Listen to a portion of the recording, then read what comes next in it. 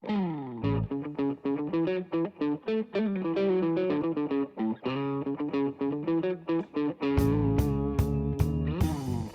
is the Canna Mom Show, a podcast chronicling the inspiring stories of real women in the emerging cannabis industry. Your host, Joyce Gerber, mom, lawyer, political activist, has been speaking with women from coast to coast and around the world who are leaders in the revolution of cannabis and caregiving, continuing on her mission to lift up the stories of the women creating the cannabis industry by sharing their canna stories with you. So go make yourself a cup of tea or roll yourself a joint, sit back, and learn something new about this magical plant on The Canna Mom Show with Joyce Gerber. From the Tip O'Neill Studios in North Cambridge, Massachusetts, it's The Canna Mom Show. Now here's your host, Joyce Gerber. And here we are. Welcome back to The Canna Mom Show, where we continue our mission of crushing cannabis stigma. All right, I got to get myself a vape pen so I can be like Dave. Yeah, well, the audio listeners don't know that I have a vape stick that for dramatic purposes, when the announcer person says, roll yourself a joint. I don't know. The smoke looks cool going into the camera. I do. Well, we're on the View, Dave. We'll have a whole setup because I have the vision. Me, you, Whoopi, we'll be talking about cannabis someday. Sure. Let's see. Let's start. Hemp guitar giveaway. It's in full swing. It is out there, people. I have always said I wanted to be maybe the Terry Gross of cannabis, or maybe the Canna Mom Show is the fresh air of cannabis. So we're doing it like NPR. So we know that you're out there, that you are supporting our mission of crushing cannabis stigma. And if you want to continue supporting our mission, please go to Lambkin Guitars. You can have your name entered to win a one-of-a-kind hemp guitar that not only can you take what did you say? Play a lick and take a hit? I didn't say that, but that sounds good. I think you did last week. We'll check. We have a record. Oh, I said something like that. Yeah, I don't remember exactly. But I improved it, I guess. Do you want me to play the Josh video? Oh, sure. That'd be great. So Sure. YouTubers, you can watch us doing this. Right. And otherwise we'll just kind of narrate. He's cute. Here. He looks good. You don't want to see him. Not just because I'm his mother. Yeah, the headline says, have you ever seen a guitar do this? All I gotta do is a little. Lighting the bowl. And smoking out of the bowl. You good? So go check out the Canna Mom Show and stay tuned for how you can possibly win this guitar, add it to your collection. Super unique, super cool. Built by me, Lambkin Guitars, and go check it out. Pretty cool. He did another video playing it. So that little reel has had like over 500,000 views at this point. So That's amazing. People think it's interesting. And hey, there's a plug for you. So, I do talk to women a lot, but I think this hemp guitar thing is a dude. I think a lot of men would be interested in it. So I'm going to reach out to more music and men podcast. And Dave, do you know anybody with something like that? No, I do not. I don't. And I know some guitar dudes and they collect guitars, but nothing like that. It's really, I can't describe it really, but it's striking looking, put it that way. How do you describe the pattern on the guitar, Joyce? I don't even know. So it's basically, it is made out of hemp wood. It's basically compressed wood. So hemp is a plant. We all know that. We've learned this on the show. And somehow they create some kind of composite, and it's very heavy. I will give it that. It's a big, heavy piece of wood. And it looks, I don't know, like there's like paper. Like if you ever make paper, like real old fashioned like strips, it just kind of looks like that because there's no finish on it. It's just a gloss, and it's got some really good pickups. You told me, and there's an inlay of a cannabis leaf on the top. Oh, very cool. Yeah, it would be an amazing piece for anybody's collection, and useful. And useful. You can smoke it and play it. So, all right, moving on from Josh. Always comes back to him. So I have some sad news. I don't know if you follow my Instagram feed reel. My cat Bandit, he's often the star of my Instagram reels. He passed this weekend, so it was very sad. I know. So thinking of Bandit. Oh, rest in peace, Bandit. Yeah. Same name as the not Catwoman, the cat lady's cat on the TV show The Office. Her cat was her cat was named Bandit. Yeah. Yeah. He's a good boy. The last video I did with him is Elevate Jane. This is true. Maybe they should start carrying this at the dispensary we're talking to today. Elevate Jane had this catnip toy that looked like a joint. Mm-hmm. So I got it for him, and we did a nice little reel of him smoking his joint. He looked really happy. That's great. Love it. All right. So that's for poor Bandit. And I don't really have a culture corner today, although, Dave, do you listen to audiobooks? Yeah, I do. I do.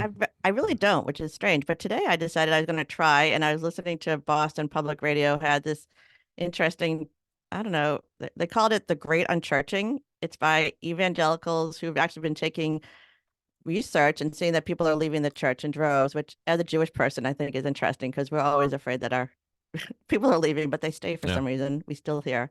But it was talking about, really what's happening in the evangelical world. And I mean, I think of it as they're choosing the sword over the cross. That's what it seems like. And I don't know why they're doing that. And he was trying to explain it. So I know it's called The Great Unchurching. It's not something I normally read or listen. So I listen to it. So I'm starting to listen to it. I'm not really a listener, and I like podcasts and I listen to radio. So I'm going to try this more.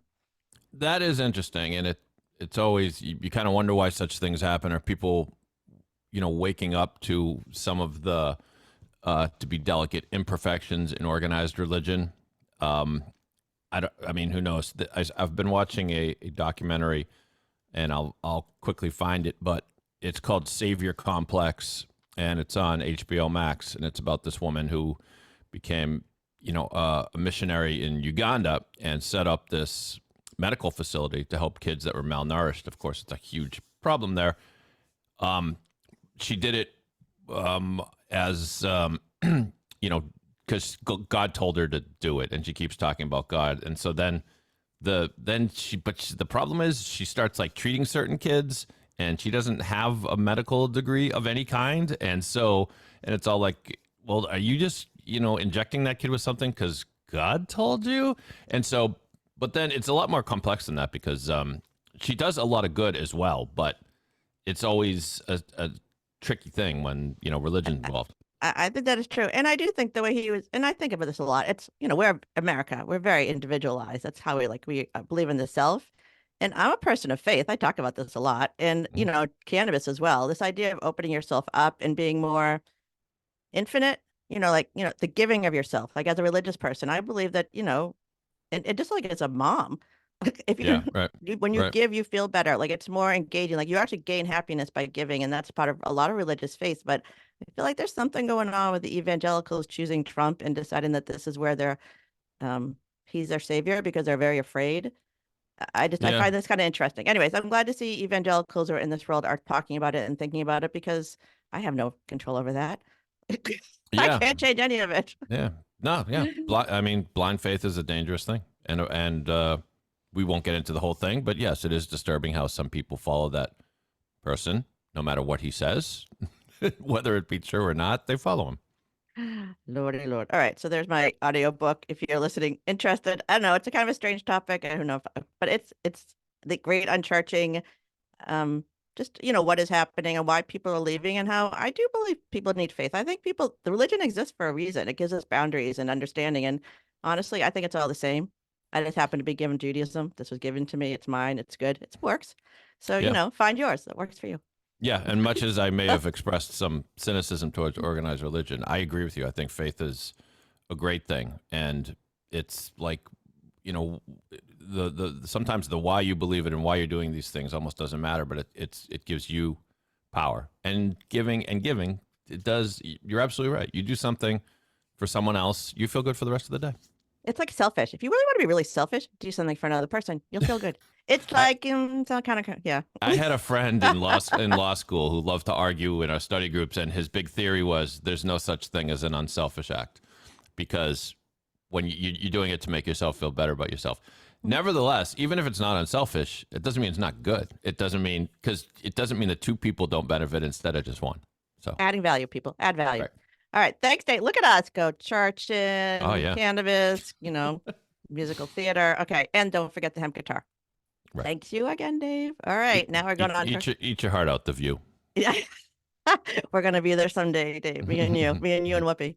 All right. So today, before we get too big for ourselves, we're going to introduce today's guest. All right. Today's guest. She is the co-founder of Rooted In, a beautiful boutique dispensary located right here on historic Newbury Street in Boston, Massachusetts. Along with her co-founders, today's guest desires to create an inclusive boutique cannabis experience at an establishment that provides a safe space for the canna-curious, is a sensational destination for all those who enjoy cannabis, and of course, provides patrons with knowledgeable staff. Today's guest is currently focused on strategic objectives for Rooted In, which include launching delivery and creating a customer experience area for special events.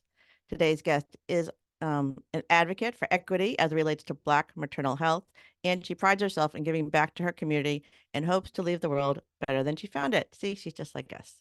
Before launching her canna entrepreneurship, today's guest worked in hospital finance and at an investment firm. Here today to talk about her canna journey, her work supporting her community, and how it feels to be a canna mom. Please welcome to the Canna Mom Show, Joanne Keith, co-founder of Rooted In. Welcome. Thank you so much for having me, Joyce and David. Well, come on in. So let's just start in the beginning. As you know, like you are, as we say here in Boston, wicked smart. You are a graduate of one of our esteemed institutions, and you had a career in finance. So let's just start. What was your relationship with cannabis before you sort of jumped into your entrepreneurship journey?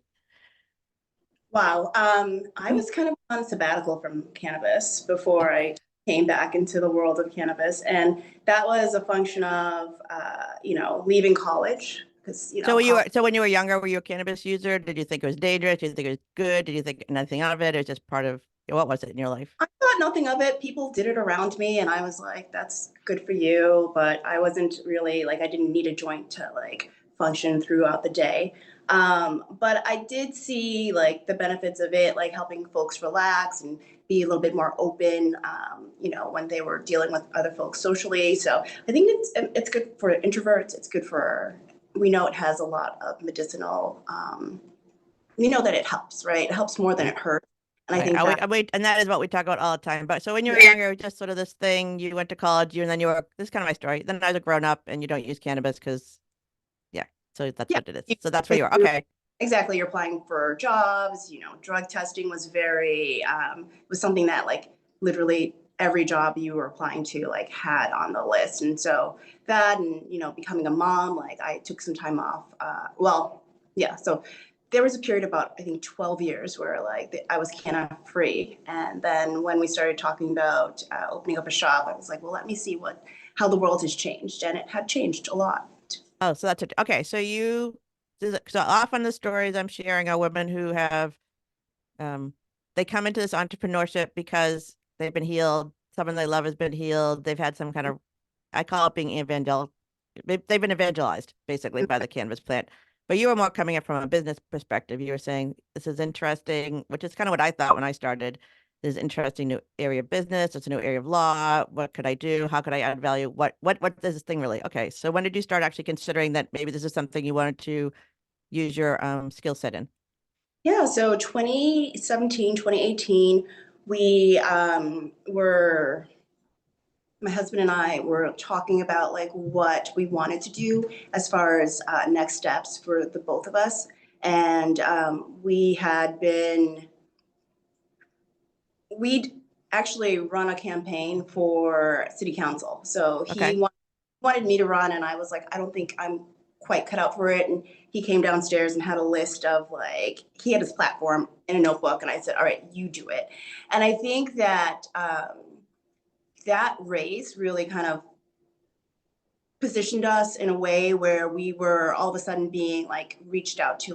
MSOs were saying, hey, cannabis is legal in Massachusetts, you guys should think about this. And we did think about this. We actually looked at a contract from a large MSO, and it was not attractive. It was, you be the front of the house, we'll be the back of the house. You get X percent, we get Y percent. And it just didn't really make sense for two people who had been working really hard and kind of knew the ins and outs of the business world.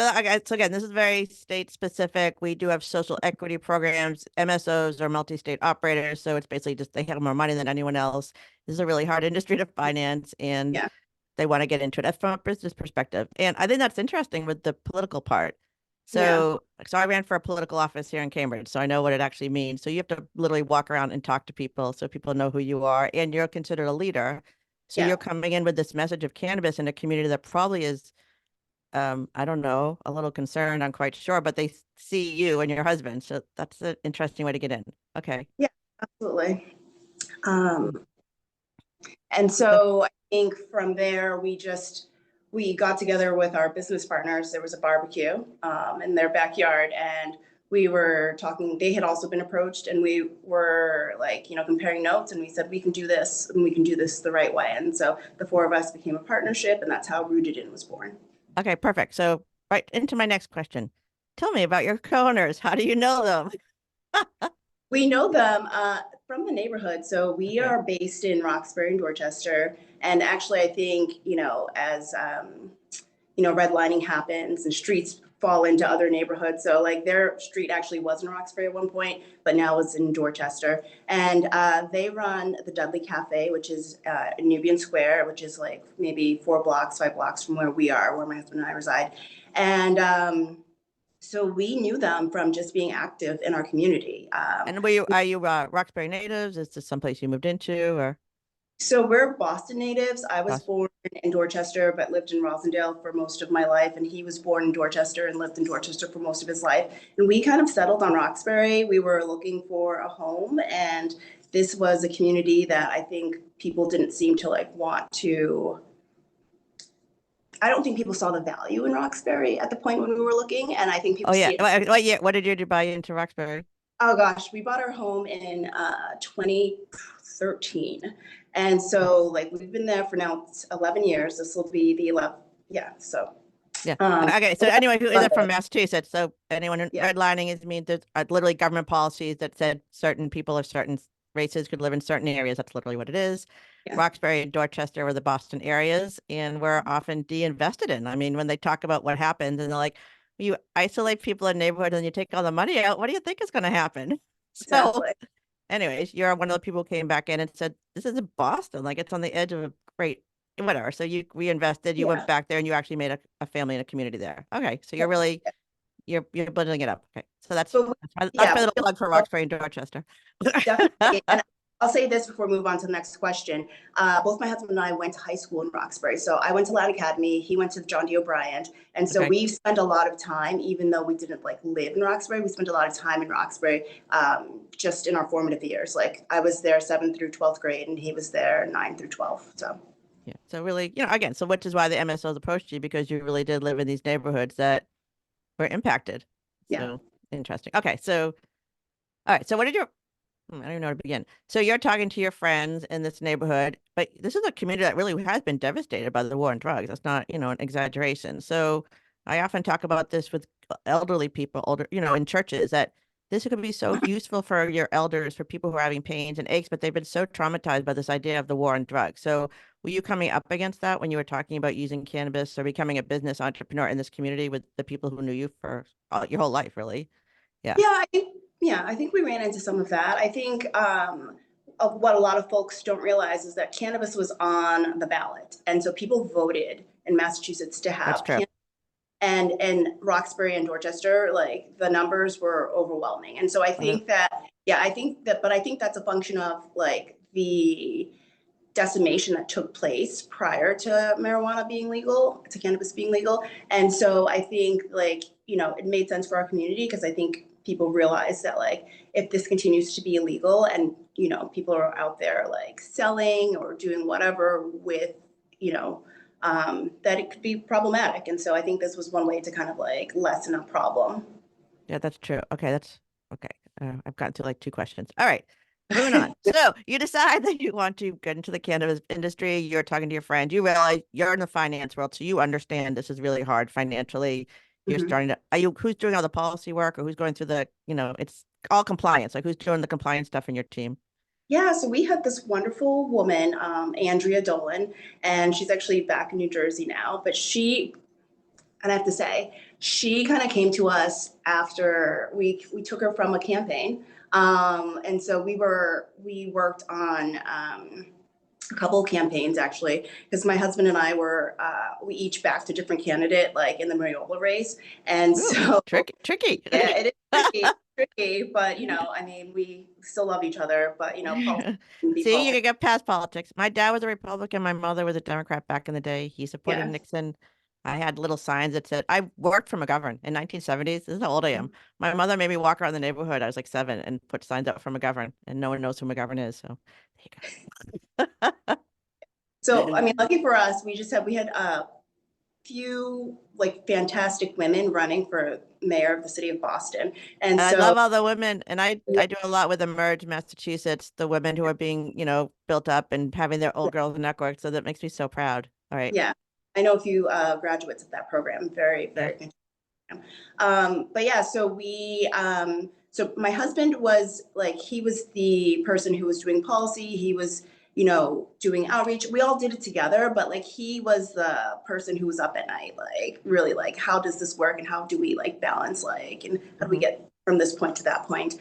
But Andrea came in and she was phenomenal, and she was the person who was checking his work, because we definitely needed some, it's a lot. It's not an easy business. And if you miss a step, then you can go back to the beginning. And, we didn't want to make missteps. Yeah. All right. So Rooted In is on Newbury Street, which if anyone hasn't been to Boston is, I don't know.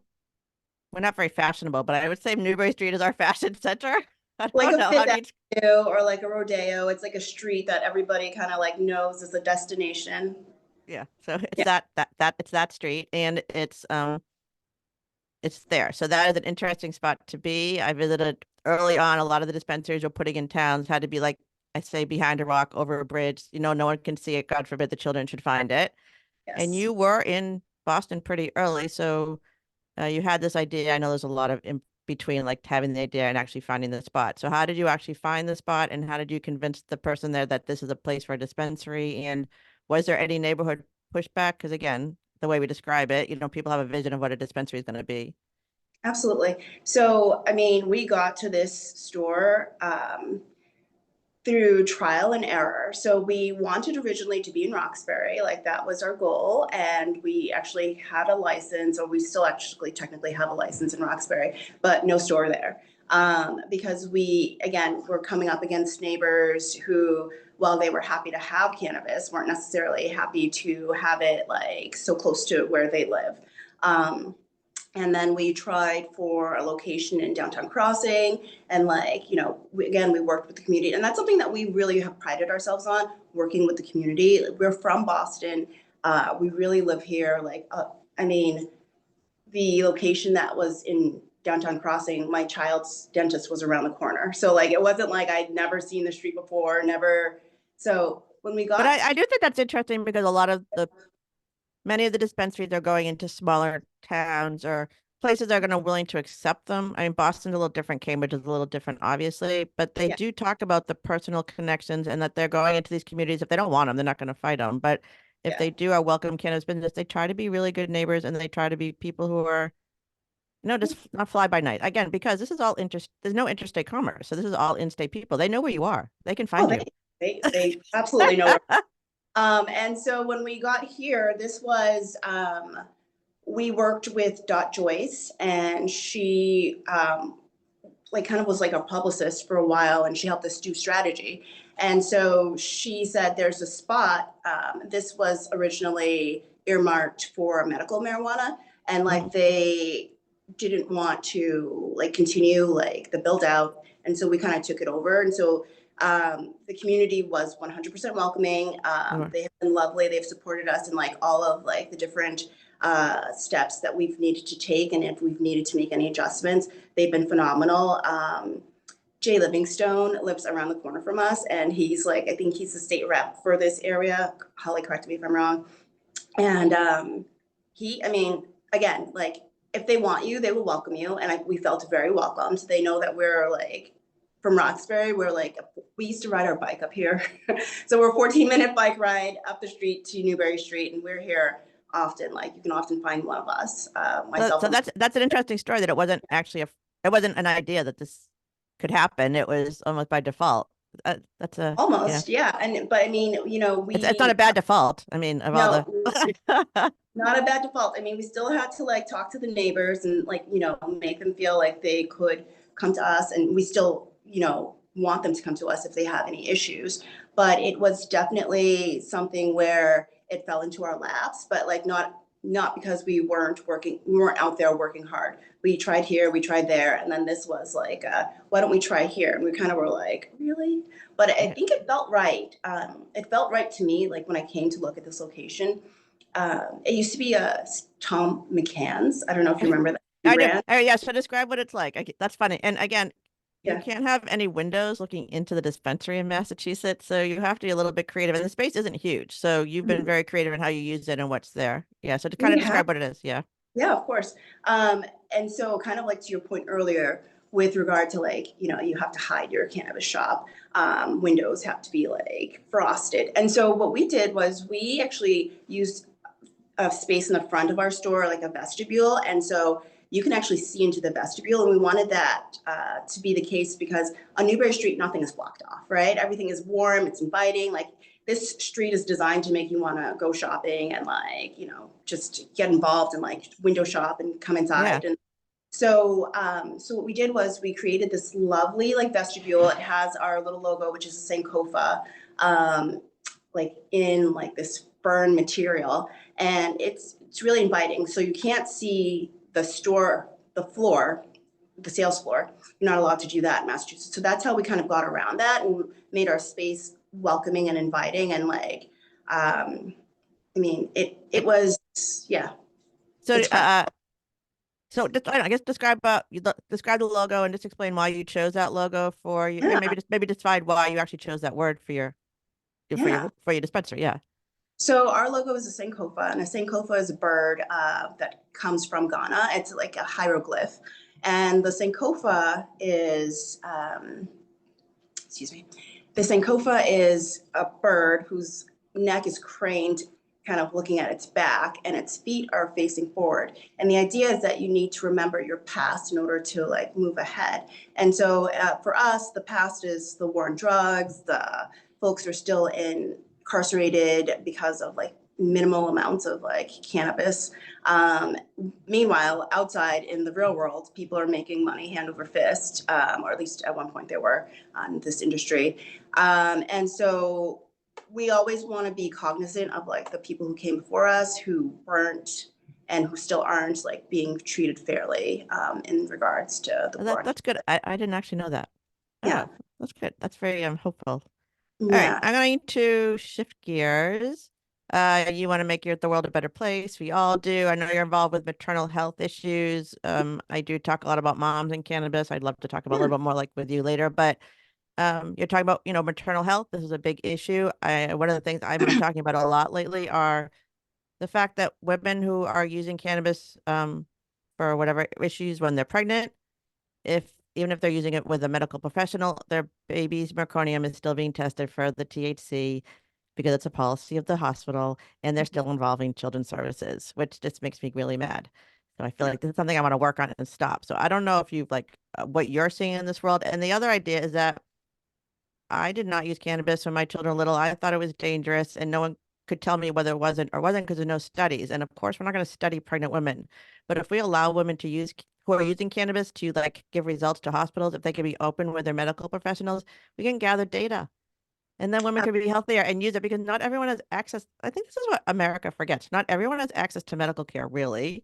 We've always used plant medicine. Cannabis has always been one of those plant medicines that has been used, and it could help women who are it's hard to be a woman and a mom. So I don't know. I don't know what you're doing with your issues, if there's something you come up with, if it's sort of separate from your cannabis work, but what are you doing in that world? So it is separate from my cannabis work. So I have an 8-year-old. He came 6 weeks early, and ultimately, I do believe that the reasons he came early are, I mean, they were related to my health and nothing to do with cannabis. I think that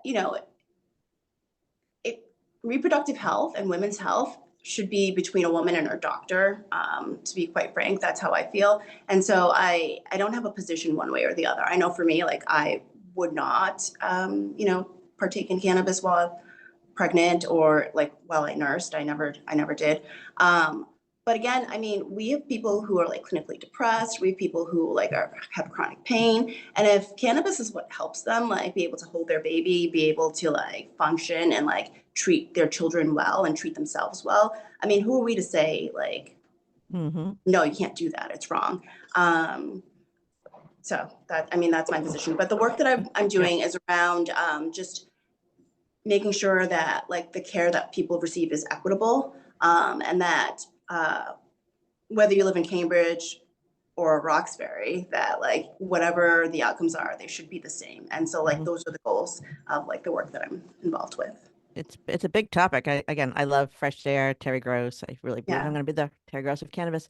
But there was a doctor Yeah. from Harvard, a Black woman who's been a doctor. Her mother was a doctor, and she's coming out, talking about the structural issues in our culture that create people with darker skin are having worse incomes. It's all the way back to our medical books.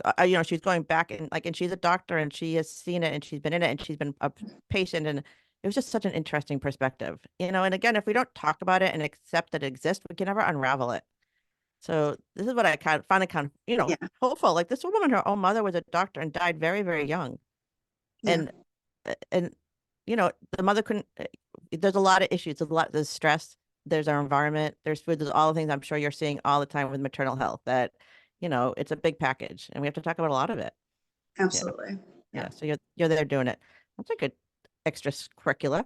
I mean, it's like I said, I want to leave the world better than I found it. And I think that I had my son at Beth Israel, and like the team there was phenomenal. And I think like I would not be involved if they hadn't said, we're doing this work, like, what are your thoughts? And so, I mean, I just got pulled in and I'm happy to be here and work with them. So you're doing it all. All right, let's talk about being a mom. So how old is your child?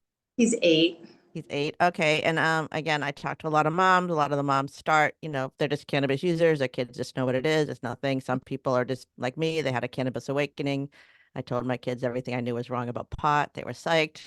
We've got. How old were they when you had this awakening? They were teenagers. So yeah, that's how they remember it. They're like, everything I know about pot is wrong. And they were like, yeah, that's great.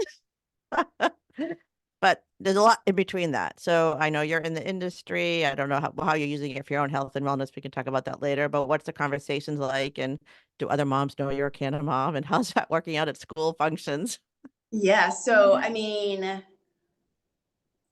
gosh. Okay. So where do I start? So my son knows about our store, and he knows about that we sell something that you can only use if you're 21, right? Okay. So that's kind of like, so he also knows that, if we're out at a party, sometimes an adult drink will get poured. So like, I think this is an adult, thing to him. And like, so that's where it is. And when we were doing our build out, like when this building was still under construction, he used to come here and like, he would like find a box, sit in it, play in it. And like, now we just like walk by and he like looks and he's like, okay, like he's counting down. He's like, only like 13 more years. And so that's actually that. I was going to ask this later, but let's talk about this a little bit. So you're a woman, your mother is your partner, is the co-owner, she your mom as well? She is, yes. All right. So this is a huge issue in cannabis. So women business owners cannot bring their children to work. Exactly. Yeah.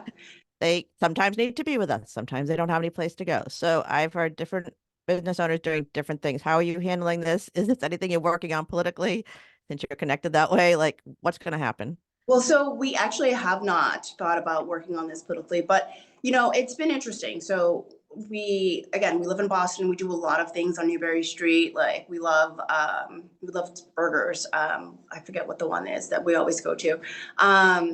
But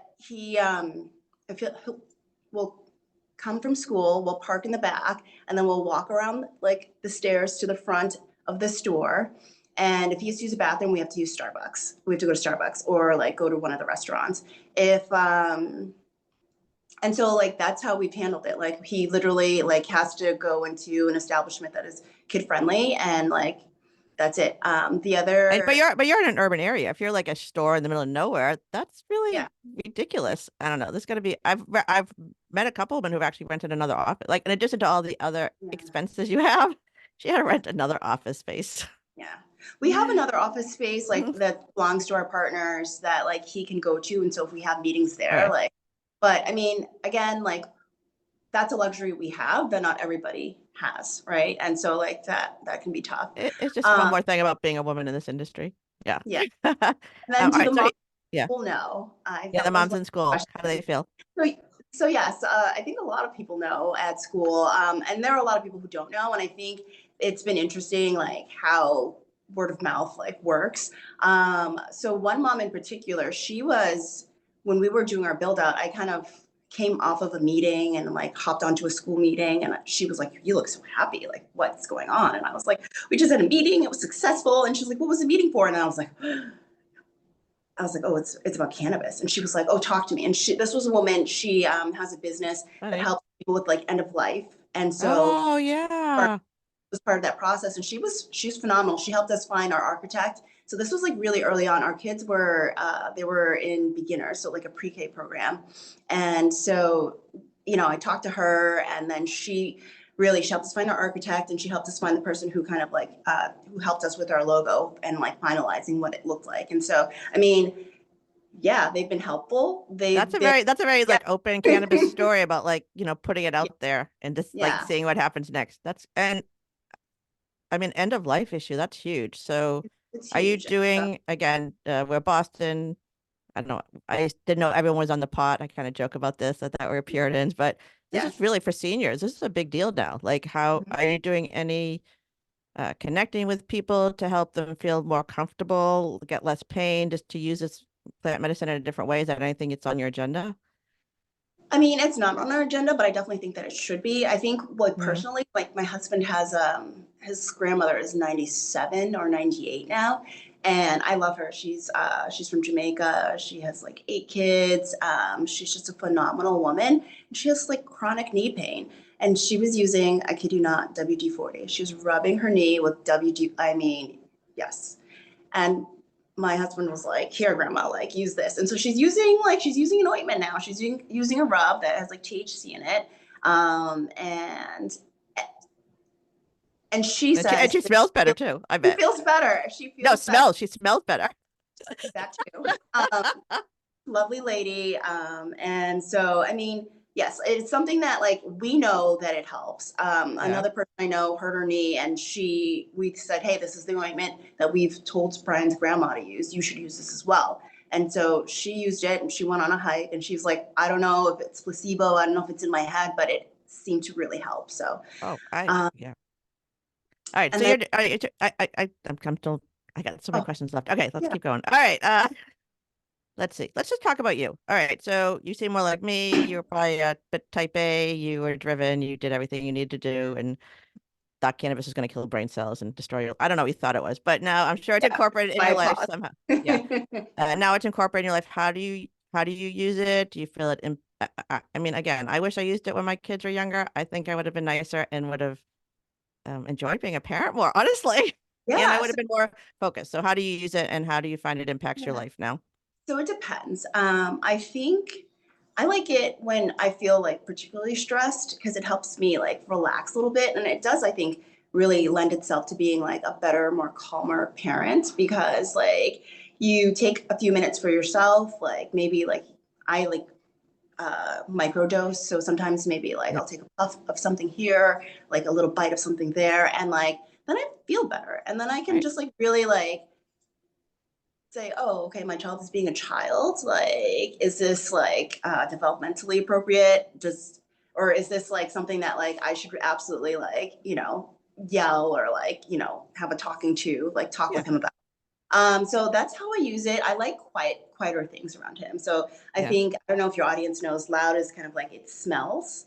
Like when in relation to like cannabis. So like if you smoke something, then it's kind of loud because I've never heard that word. Okay. Yeah. So, but I like quieter things. So things that I can like eat and that he doesn't know that I'm on something, right? Because I think, again, like where he's 8 years old, like I don't want him to be like, "My mom smells funny like half the day." Like that's not the case. But I do have a funny story that a woman who came on, and they were in the basement. They didn't think the kids could smell it, and then one day her 7-year-old said, "Mom, how come our house always smells like skunk?"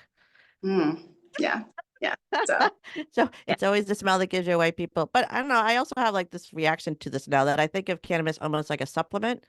So your kids don't know if you've taken an aspirin. They don't know if you've just taken anything else. So it's not, I think we still have this weird thing in our head, the whole shame that it's doing something to us, where I'm really trying to flip it and be like, I am more, I don't know, less judgmental. I feel like I'm like more grounded. I'm able to take space and time that I wouldn't, because I don't know, it's like your brain is like in a dark hole in there. It doesn't know what's going on.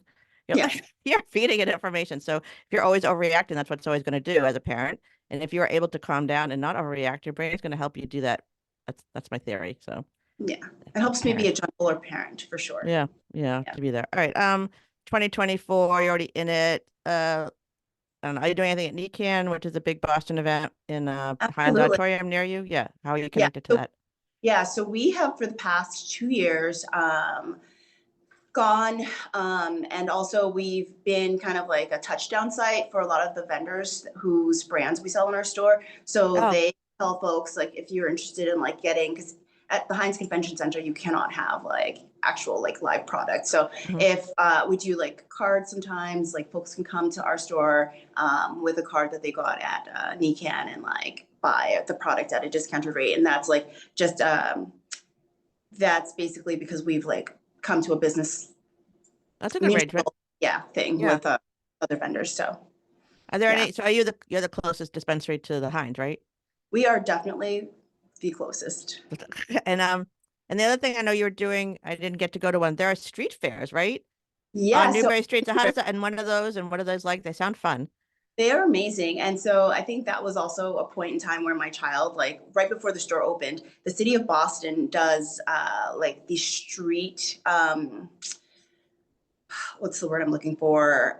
Block parties. Activations. So they activate the streets. Okay. Yeah. And so what they do is they allow vendors, whether they're on Newbury Street or like on Blue Hill Ave or on Dorchester Ave, to come outside of the store and like really like attract customers that way. They block off the street, so it becomes like a pedestrian zone. And like Newbury Street is closed from I think that's Boylston on this side to Mass Ave. And we invite various vendors to come through and like give out stickers, talk to customers about their products. We've had ice cream vendors. We've had like holistic like body creams and body scrubs. It's been the gamut, and we've had lounge setups. We've had a bunch of things, but it's a phenomenal opportunity for folks who don't necessarily know that our store is here. So people are like, oh, there's a ghost. That's the other thing. It like really is a way to market ourselves. And so the city of Boston, I think, does a phenomenal job of like really providing economic empowerment to folks through non-traditional means. That's great. That's fun. All right. Yeah. So I've not been to one. I've lived in Boston my whole life. Just the idea, I like pedestrian. I like Europe. It's like more European. Like you get to walk in the street. I think it makes sense. Newbury Street's crazy. All the cars and people walking anyway. So that's like a fun way to see Newbury Street. And I'm sure people don't know it's a dispensary because it looks like a jewelry store or something from the outside. You would never know what it is. Yeah. And also you asked about the time frame. So it's in the summertime. It's during the warmer months. And last year, the city of Boston like allowed us to do 10 weeks. So I think we just ended in October, but we started sometime around like maybe Memorial Day or past that. Fun. I like Boston. It's a fun way. Okay. Before we wrap up, let's see. You've been in it for a bit. The industry, Massachusetts is Massachusetts, but you know, we have our own surprises. What do you think has been your biggest surprise about what this industry really is? And just kind of go there. And then, I don't know, maybe what's your greatest takeaway? Like where you think we're going, something hopeful, something good. I think, I mean, those are really good questions. I think my biggest surprise has been just how much of a community it is. I think everyone knows everyone, and like that feels good. And I think that like, you know, as much as, you know, people are like, oh, we've got to do better than the next store. I think people are like, okay, this is what's been working here. And like, you know, people are happy to share information. And I think like that has been really like surprising and like really, I think just beneficial for, I think like just all the groups as a whole. And what am I hopeful for in 2024? I'm interested in seeing like what comes of like the new like any amendments or like amendments to regulations that are already out there.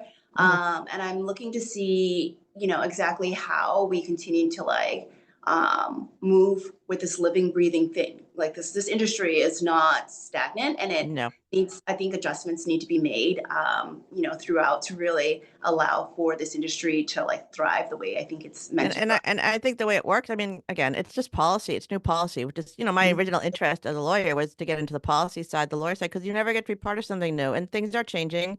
I mean, the Cannabis Control Commission has its own special issues, but they have been, they did change the driver rule. A lot of the advocates who are very invested are staying invested, even though it's really hard. They did just set up the, I think the Social Equity Trust. Again, Massachusetts, again, like we said, 2016, we voted as the Commonwealth, the people of Massachusetts chose this, and we've been doing it for a while. You could see it too, all the New England states around us floundering and doing whatever they're doing. You just think they would take the best from each state, but that does not seem to be what's happening. You don't have to recreate the whale, people. You do not have to do that. Yeah. And the joy and the beauty of this community, I agree with you, is that, this is something that's positive. This is something that's healthy if we could do it right. This could bring wealth into communities. It's not alcohol. It's not tobacco. People sort of kind of lump it in. It's its own special thing. And for now, it's still local. So you do have smaller business people like you and the other people I talked to who are still able to get into this and get a foothold and, create what this is going to be. I think that's where we are. Yeah. Yeah. All right. We are up in time. Sorry. All right. Rooted In. Tell people once again, where are you? Best way to connect with you. If you have any, I don't know, anything's coming up this month, any events or things that you want to support, let me know. Yeah, of course. So we are located at 131 Newbury Street. We're right next to Sansi. If you are familiar with that restaurant, we're in Boston's Back Bay. We have a wonderful selection of opportunities that take place in our store all the time. We have pop-ups from various vendors. Tonight we have a wonderful yoga class. It's a somatic yoga class taught by good friend of mine, Gabby Rivas, and her friend Aura. I took the class last go round, and that's something that we do here. We offer classes that are available for the community. We have bong nights and bong painting nights and other it's various activities. We just try to make it fun and local and have people have a reason other than cannabis to come to our store. And maybe they'll decide that they want to try something out. But yeah, so we have that going on tonight. And then of course we always, if you look at our website, it's rootedinroxbury.com. We have a calendar of events, so you can keep up with us that way. We have an Instagram. It's at rooted.in.roxbury on Instagram. We have a LinkedIn and we have a Facebook. So all of those can be found on our website, www.rootedinroxbury.com. It'll all be in the show notes. All right. It's a great space. Again, we've been doing this in a way that's kind of unique. This isn't a bunch of dudes on their couch eating Cheetos. This is a business, but it's also a community. And I love the idea of having classes and places for people to come and engage. I think of that as a social consumption lounge, if we ever get social consumption lounges, especially for elderly who want to use this product, but should be engaged during the day. And moms, this is a great, if you had an hour or two to go somewhere, take an edible, take a class, feel great, and then go pick up your kids. That's a good mom afternoon. All right. Thank you, Joanne. So that's it. Another show for my guest, for Joanne Keith. If you want to get into Rooted in Roxbury, check it out. Everything's in the show notes. And of course, my Canna Bro, David Jazz, and our Canna Mom Show team. I want to thank you for taking the time to listen to the Canna Mom Show. We're on a mission to enhance the impact women have on the emerging cannabis industry by sharing and preserving their stories of love, kindness, wisdom, and hope. Thank you for listening and sharing so that together we will crush that stigma around cannabis and caregivers. I'm your host, Joyce Gerber. This is the Canna Mom Show, and we are a production of Pod 617, a Boston podcast network.